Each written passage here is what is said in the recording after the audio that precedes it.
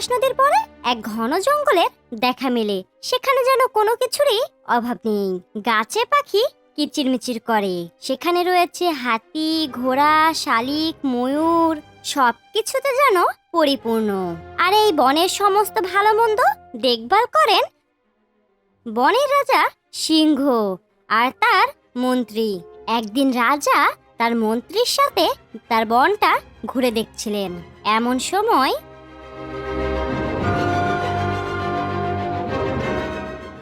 বুঝলেন রাজামশাই, আপনি এই বনের সবথেকে সুখী মানুষ। আপনার যেমন সাহস তেমন দক্ষতা নিয়ে আপনি যেভাবে আমাদের রক্ষা করেন তা কোনো রাজা করতে পারবে না। আপনার প্রশংসা না করলেই নয়। হা হা হা হা। মন্ত্রী, তা তুমি ঠিক বলেছো। এই রাজত্ব অর্জন করতে আমার যা পরিশ্রম করতে হয়েছে তা বলে বোঝানো যাবে না। আমি রাজা এখনো এই বনের জন্য সব কিছু করতে পারি। আমার এই সুন্দর রাজত্ব রক্ষার জন্য আমি আমার প্রাণটাও দিয়ে দিতে পারি, বুঝলে প্রহরী? আপনি বড়ই সরল মনের রাজামশাই। আপনার এই সরল মনের জন্য আপনাকে সবাই এত ভালোবাসে। আপনি চারিপাশে তাকিয়ে দেখুন, এই ছাগল, বন, জঙ্গল, কলা গাছ সব কিছু আপনার। আপনি তো চাইলে পায়ের উপর পা তুলে দিয়ে বসে বসে খেতে পারেন, কিন্তু আপনি রাজা হয়ে এখনো অনেক পরিশ্রম করেন। কিন্তু রাজা মশাই, আপনি হলেন বনের রাজা। আপনি তো সবাইকে সব সময় দাবিয়ে রাখবেন। আপনি কেন কষ্ট করে আপনার খাবার জোগাড় করবেন? এই বনের সকল পশু পাখিরা তো কেবল আপনার দাসত্ব পালন করে। আপনি তাদের হুকুম দেবেন আর তাদের থেকে সমস্ত কাজ হাসিল করে নেবেন। এটাই হলো একজন প্রকৃত রাজার কাজ। আপনি যদি তাদের এখন থেকে শাসন করে না রাখেন, কিছুদিন পরে আপনাকে রাজা বলে তারা মান্য করবে না মহারাজ। ওহো, এটা তো কখনো ভেবে দেখিনি। তুমি মন্ত্রী তো ঠিক বলেছ। আমি হলাম বনের রাজা। আমি পায়ের উপর পা তুলে দিয়ে খাবো। এই বনের সমস্ত কিছুই আমার অধীনে চলে। এখন থেকে তুমি কোথায় কি আছে তুমি সব খবর আমাকে দেবে মন্ত্রী। আমি সব কিছু ভোগ করব। এরপর থেকে দুষ্টু মন্ত্রী সব সময় রাজাকে কুমন্ত্র দিত এবং রাজাকে দিয়ে সকল প্রকার অনৈতিক কাজ করানো শুরু করে। কারণ মন্ত্রী সব সময় চেত রাজার সঙ্গে সেও যেন সবসময় পায়ের উপর পা তুলে দিয়ে বসে বসে খেতে পারে। বনের পশু পাখির ওপর তার কোনো মায়া দয়া ছিল না।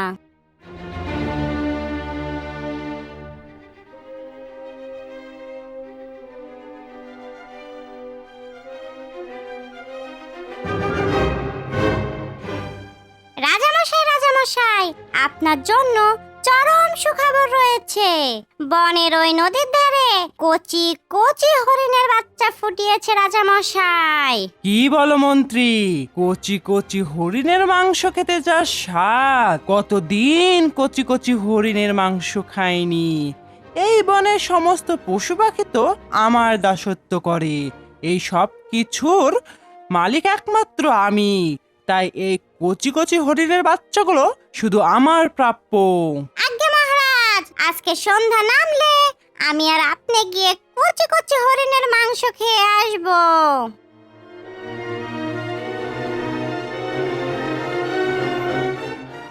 এরপর সিংহ ও তার মন্ত্রী সন্ধ্যা নামলে তারা হরিণের মাংস খেতে নদীর ওই সাইডে গিয়ে অপেক্ষা করে।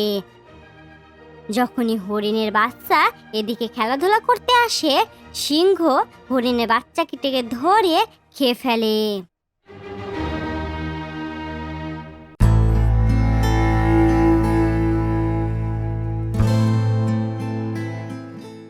বুঝলে মন্ত্রী, এই রাজত্ব সবই আমার।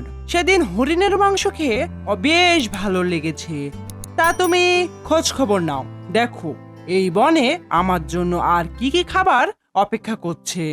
আগে জি মহারাজ, আমি এক্ষুনি বনের আনাচে কোনাচে গিয়ে খবর নিয়ে আসছি। এরপর মন্ত্রী বনের মধ্যে ঘুরতে থাকে এবং কোন পশুর মাংস খেতে বেশি সুস্বাদু তা সে খবর নিয়ে আসে। মহারাজ, মহারাজ, আপনার এই বনে কিছু জেব্রা উৎপন্ন হয়েছে। দেখতে বেশ নাদুস নুদুস, খেতে বড্ড মজাদার হবে মনে হয়। ঠিক আছে মন্ত্রী, আজকে আমরা জেব্রাগুলোকে ধরে খাবো। সন্ধ্যা নামলে আমরা জেব্রা শিকারে বের হব। তুমি প্রস্তুত থেকো। সন্ধ্যা নামার পর মন্ত্রী ও রাজা জেব্রা ধরতে বেরিয়ে পড়ে এবং কিছু সময় যাওয়ার পর তারা জেব্রাটিকে ধরে খেয়ে ফেলে।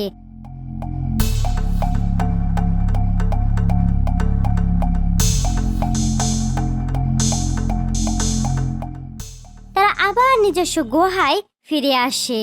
এমন বনে চলতে চলতে বনের পশু পাখিরা লক্ষ্য করে তাদের সকলের জনসংখ্যা যেন কমে আসছে, কিন্তু তারা কোনো মতেই বুঝতে পারছিল না যে তাদের বাচ্চাগুলো কোথায় উধাও হয়ে যাচ্ছে।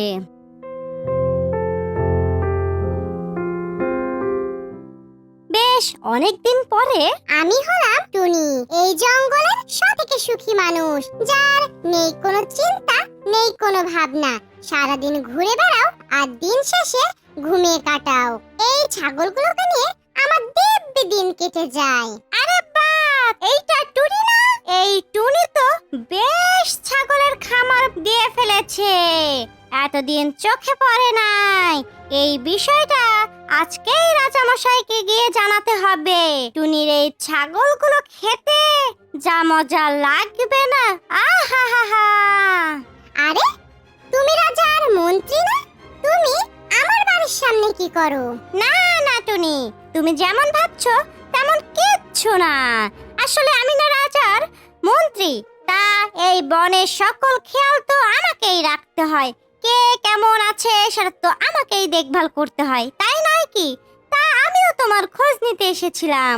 এই ছাগলগুলো তো বেশ সুন্দর। হ্যাঁ, এই সব ছাগলগুলো আমার। এই ছাগলগুলোকে নিয়েই আমার দিব্যি দিন কেটে যায়।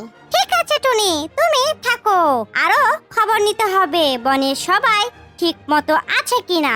আজকে আমি যাই তাহলে। এবং মন্ত্রী সেখান থেকে চলে আসে আর টুনির সাথে সমস্ত ঘটনা রাজাকে খুলে বলে। আমার রাজ্যে টুনি এতগুলো ছাগল পেলেছে তা আমি জানতেই পারলাম না। আর টুনি আমার থেকে খুশি কিভাবে থাকতে পারে? এই সম্পূর্ণ বনের রাজা তো আমি। টুনি কিভাবে খুশি হতে পারে? টুনির খুশির দিন ঘনিয়ে এসেছে। আজকে সন্ধ্যার পরই টুনির ছাগলগুলো আমার পেটে যাবে। হা হা।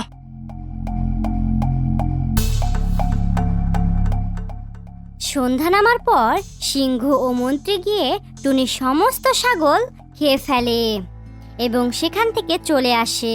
কিন্তু কথায় আছে না, চোরের 10 দিন তো গৃহস্থের 1 দিন। এই বিষয়টা একটি ভাল্লুক দেখে ফেলে। আমার এত সুন্দর ছাগলের বাচ্চাগুলো সব কে জানি খেয়ে ফেলেছে। আমি এখন কি নিয়ে থাকবো? আমি এখন কিভাবে আমার সংসার চালাবো?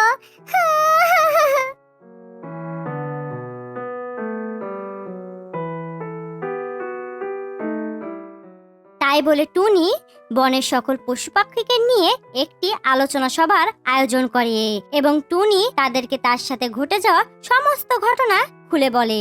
টুনটুনি, আমি ভাল্লুক যখন রাতে ঘুমাচ্ছিলাম তখন দেখি রাজা ও তার প্রহরী সমস্ত ছাগল খেয়ে চলে যায়, কিন্তু রাজার বিরুদ্ধে তো আমাদের কাছে কোনো প্রমাণ নেই যে আমরা রাজার বিরুদ্ধে শাস্তি ঘোষণা করব। তিনি তো বনের রাজা, আমরা আমাদের কিভাবে সমস্যা সমাধান করব? বনের রাজা হয়ে যখন সে অন্যায় করেছে তখন তো তার পাপের ফল তাকে পেতেই হবে। তখন একে একে সবাই টুনির কাছে নিজেদের বিচার দিতে থাকে। তাদের সবার সন্তান এভাবে একে একে হারিয়ে গিয়েছে। তারা বুঝতে পারে তাদের সকলের বাচ্চাগুলোকে ওই রাজা খেয়ে ফেলেছে। তাই তারা সকলে মিলে রাজাকে শাস্তি দেওয়ার একটা বুদ্ধি ফাঁদাতে। শোনো তোমরা, রাজার বিষয়টা আমার উপর ছেড়ে দাও আর মন্ত্রীকে তোমরা শাস্তি দেবে। এরপর রাজার মন্ত্রী যখন জঙ্গলের মধ্যে হাঁটতে থাকে তখন সবাই মিলে ঘিরে তাকে অনেক মারধর করে। মারতে মারতে মন্ত্রীকে মেরে ফেলে। অন্যদিকে রাজা তার গুহায় আরাম করে ঘুমাচ্ছিল। এমন সময় টুনি একটি ধারালো ছুরি দিয়ে রাজার নেজ কেটে পালিয়ে যায়। হায় হায় হায়, আমার লেজের কি অবস্থা করেছে টুনি। টুনি, আমি তোমাকে ছাড়বো না। তুমি আমার লেজ কেটে দিয়েছো। আমি এই বনের রাজা, আমি তোমাদের কাউকে ছাড়বো না। তখন একে একে সবাই বেরিয়ে আসে রাজার সামনে এবং সবাই তাদের নিজেদের কষ্টের কথা বলে। রাজা মশাই, এত অহংকার ভালো নয়। আজকে আপনার লেজ কেটে যেমন কষ্ট লাগছে, আমাদের বাচ্চাগুলোকে আপনি দিনে দিনে এইভাবে খেয়ে ফেলেছেন। আজকে টুনি ছিল বলে আমরা আপনাকে শাস্তি দিতে পেরেছি। এরপর সিংহ সে লজ্জায় বন ছেড়ে পালিয়ে যায়, আর বনের রাজা হিসেবে টুনি সবার দেখভাল করে এবং সবাই মিলে মিলেমিশে দিন শুরু করে। শোনো তোমরা, কখনো নিজের ক্ষমতা দিয়ে অন্যের ক্ষতি করবে না। নিজের ক্ষমতা থাকলে মানুষকে সাহায্য করবে। যারা তোমাকে মান্য করে তাদের ভরসার হাত অবশ্যই রক্ষা করবে। যারা নিজের ক্ষমতার বড়াই দেখিয়ে অন্যের ক্ষতি করে দিনের পর দিন, তাদের ধ্বংস একদিন ঠিক হয়, ঠিক যেমন এই সিংহ রাজার হয়েছে।